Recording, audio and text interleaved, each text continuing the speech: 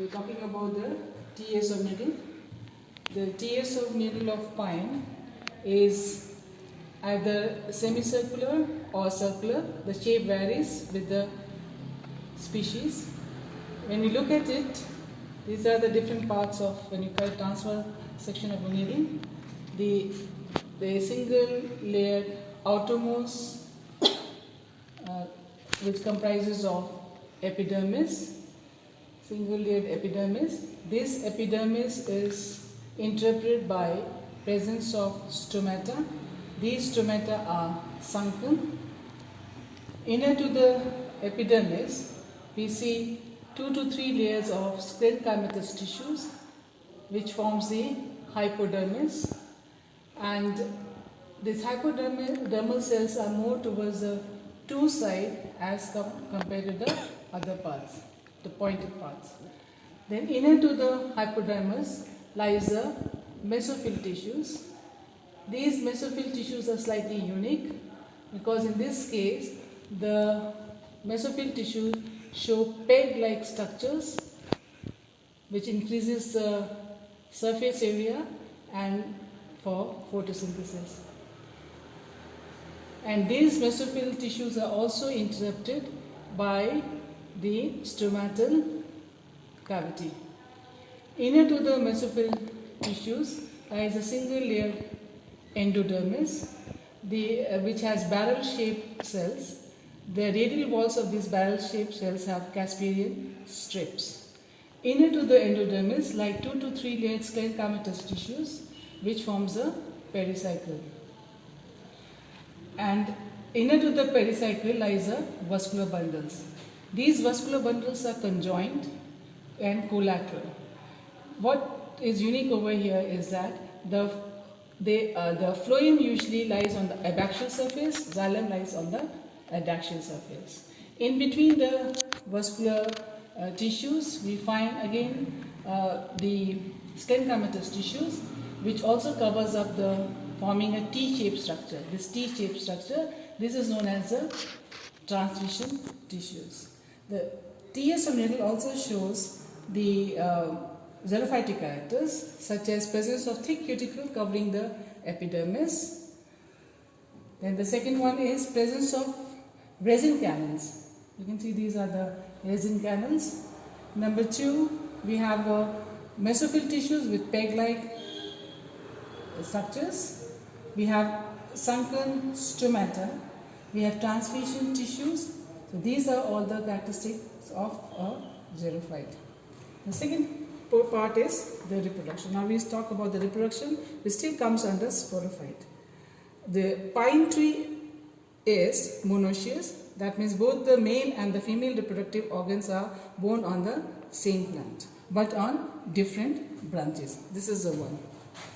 These are the male reproductive organs, which are known as a male cone. This is a female reproductive organ, which is known as a female cone. The male cone are always usually at the tip of the tree, and they are in groups. The female cones are usually 1 in number, or sometimes it varies from 1 to 4. They arise from the axil of the scale leaves of the branches of unlimited growth. These are the branches of unlimited growth, and these are the scale leaves. They arise from the axil of the scale leaves. Now we come to the male cone. The male cone is oval in shape, and it comprises of microsporophylls. So when you cut a LS of a male cone, the structure looks like this. It comprises of a cone axis in the middle. Surrounding the cone axis are the microsporophylls. These are the microsporophylls, which are attached to the male cone axis with the help of a stalk, and these microsporophylls are spirally arranged. When you look at it, when we see the single microsporophyll, it looks like this. It has got triangular in shape. The upper portion is sterile, and this is known as apophysis. This portion is known as apophysis. And on the lower portion, that means on the abaxial side of the microsporophyll, we find 2 oval structures which is known as microsporangia, which is shown over here also, microsporangia. These microsporangia develop a slit through which the microspore comes out. Each microsporangia comprises of numerous microspores. These are the microspores within the microsporangia.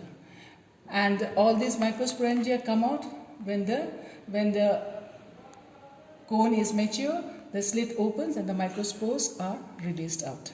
We come to now to the female cone. As mentioned before, the female cone usually the number varies from 1 to 4. They also develop from the axil of the scale leaves of the branches of unlimited growth. When you cut a LS of a female cone, what we find, again in this case also there is a cone axis, but it's slightly complicated because in this cone axis the megasporophylls are arranged in a spiral manner.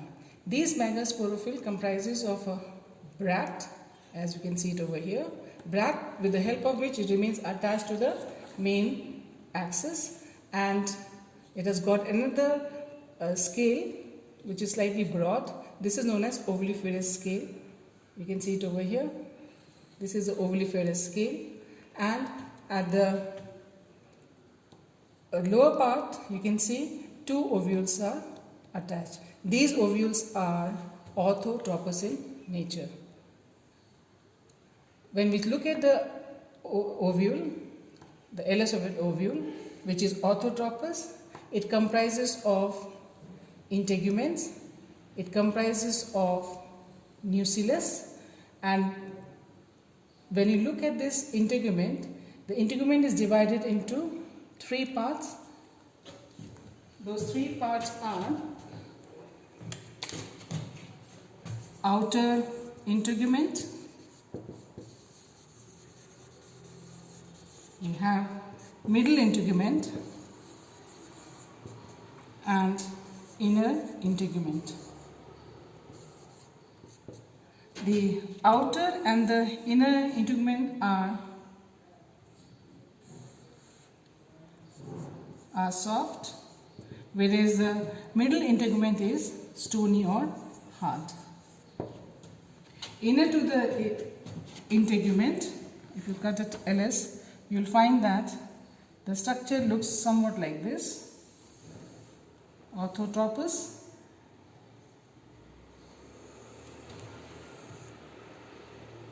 These are the integuments, so you get 1, 2, 3, same way 1, 2 and 3.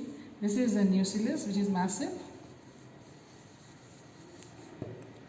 and the characteristic feature is the presence of a pollen chamber. Within the nucellus lies the megaspore.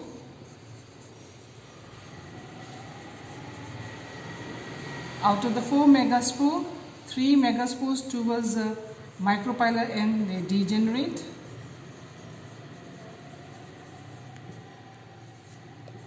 Megaspore, they degenerate, and only 1 remains functional. With the development of the megaspore and the microspore, the sporophytic generation ends and the gametophytic generation starts.